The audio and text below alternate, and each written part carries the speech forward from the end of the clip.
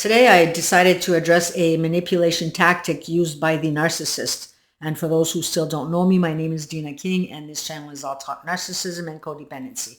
So I'm ready to dive right in if you are. So you've called someone out, and instead of apologizing, they say that you're the one with the problem. That move, it has a name. It's called DARVO. And today I'll show you how it works and what to do when it happens. DARVO is an acronym psychologists use. It stands for Deny, Attack, Reverse Victim, and Offender.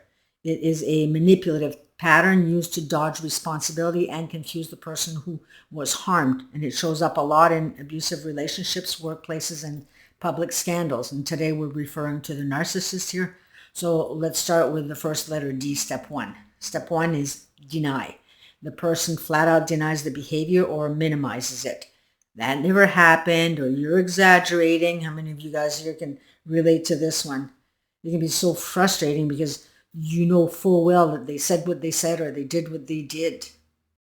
But no matter how much you stick to your guns, they're sticking to theirs. Even if you have 100% proof, they still won't admit to any of their stuff, because at that point, what they'll do is take it to step two, which is attack. They turn on you. You're cruel, you're paranoid, or they question your credibility. They'll say things like, "Are you sure you're okay? You seem paranoid," just to make you look like you're the off one. But if you continue to insist on your knowledge of what you've witnessed and challenge them with more proof, that's where they move to step three, reverse victim and offender. They claim they are the real victim and you are the abuser. And suddenly you're the one who needs to apologize. And that can look like, wow, so now you're recording me. Or you read my text messages on my phone. How dare you? How dare you invade my privacy? I can't even feel safe in my own home. They're actors, right? So now they're the poor victim and you're the offender. Here's a dramatized micro example put together. You shouted at me and pushed me last night. Them. I never did. You're always so dramatic. You're the one who's abusive. You make me lash out. That is DARVO in one short exchange. And it's effective. It works because a lot of times it flips the script and it puts the listener on the defensive.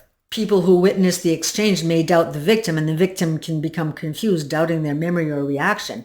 Exactly what the abuser wants. And when the victim is put through this time and time again, they learn to shut up. They stop bringing up issues because they know full well that they will once again be denied, accused, and reversed. And at that point, the narcissist wins because they have succeeded in conditioning the victim.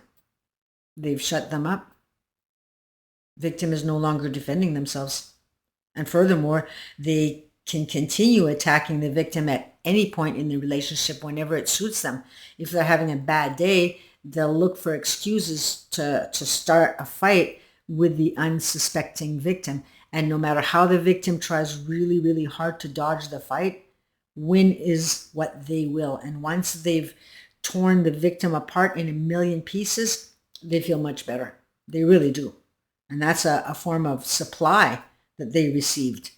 The victim's energy is how they build back up. Later on, they're going to deny the attack and the hurtful words, or if cornered, it was the victim's fault that they were nasty. The victim made them do it.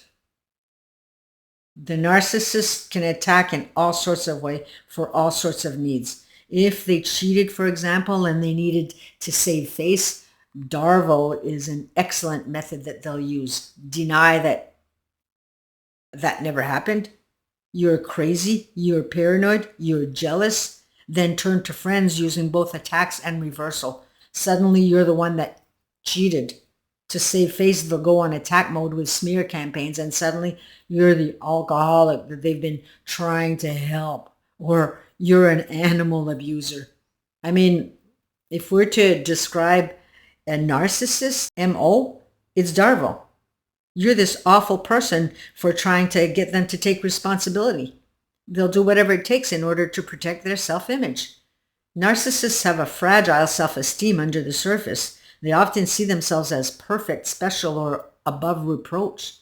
Taking responsibility means admitting that they were wrong, which threatens their carefully constructed self-image here.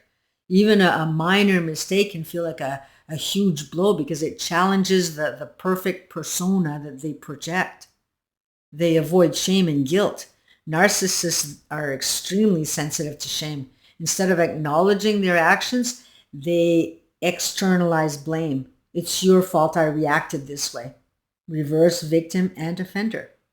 By never admitting wrongdoing, they avoid the uncomfortable feeling of guilt or shame that most people experience naturally. They maintain control this way. Taking responsibility can shift power to the other person. If they admit fault, the victim or partner may feel justified to hold boundaries or demand accountability. By denying responsibility, attacking or using tactics like DARVO, they keep the upper hand. They control the narrative and they manipulate perception. They avoid consequences. Admitting mistakes has real-world consequences: losing status, losing relationships, facing criticism, or even legal trouble. Narcissists often have a strong fear of losing their position or reputation. Reputation is everything to them. So denying responsibility is a defense mechanism to avoid consequences. They also lack empathy. In case you didn't notice, narcissists generally struggle to genuinely see the world from others' perspectives. Without true empathy, taking responsibility for the harm they cause feels unnecessary. They often can't emotionally grasp the impact of their actions. And this one is big and disgusting. They thrive on manipulation. For many narcissists, deflecting blame and projecting it onto others is strategic. It reinforces control, it confuses victims, and it keeps relationships in a cycle of power imbalance. Tactics like gaslighting and DARVO are examples of how they avoid accountability while still punishing or controlling others. And you might be wondering what the difference between gaslighting and DARVO is. It confuses a lot of people because DARVO and gaslighting often happen together, especially in narcissistic abuse, but they're not the same thing.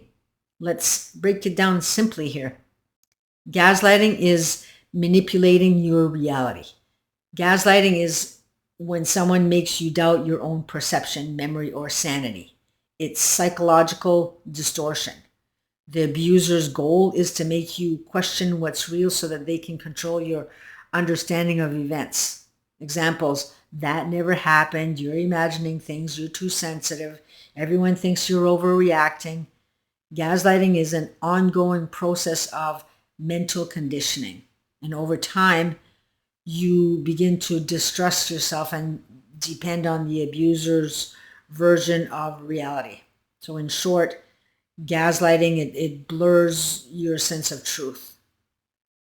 DARVO is a specific defensive reaction that happens when a narcissist or abuser is confronted about their behavior. It's not about slowly twisting your reality.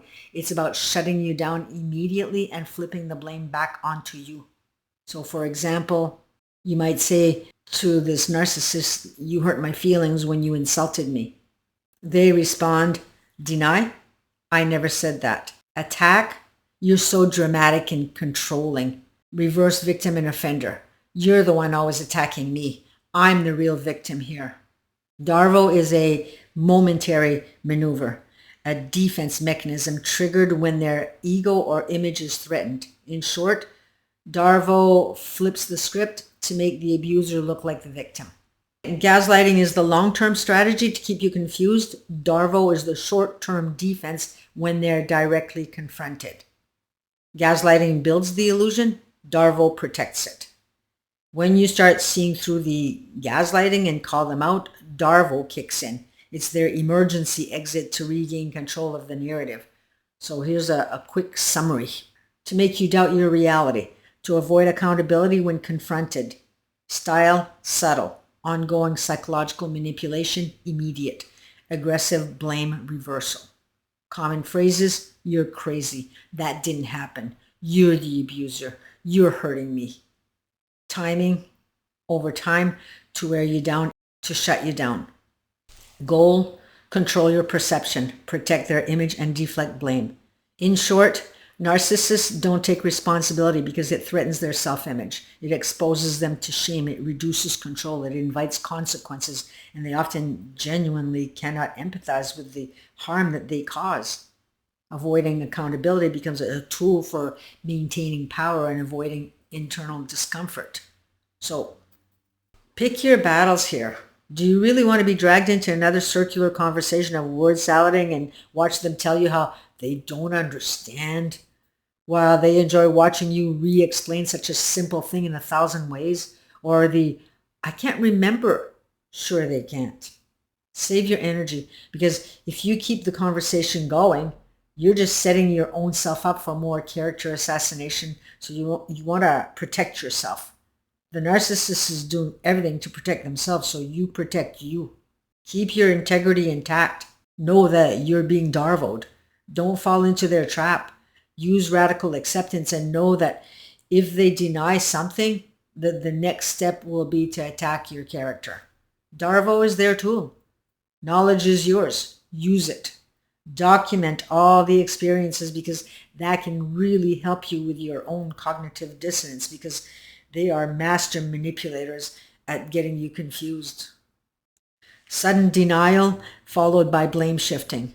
Public statements that paint the abuser as unstable. Repeated cycles where you raise concerns and the other person repeatedly flips the roles. Trust your perception if you notice that pattern. Number 1, don't get pulled into a fight about who's the victim. Stay focused on facts. I remember X, Y, Z. Can we address that? Number 2, document everything. Dates, times, witnesses, screenshots. DARVO depends on confusion. Records help. Number 3, set boundaries. I won't engage when you deny or attack. We can talk when we stick to facts. Number 4, get outside support. Friends, a therapist, or legal help if needed. You don't have to prove your reality alone. Limit exposure. Narcissists, they thrive on attention. Disengaging reduces their power. And it can be hard to limit exposure when the narcissist in your life is your partner, because you're still traumatized from, more often than not, your childhood upbringing, where you were never acknowledged, and being with a narcissist is a way to try to fix the belief that was instilled in you that you were not enough. So I invite you to learn emotional literacy, because that will get you out of codependency and get you out of situations where people try and manipulate you into living your life for them instead of for you.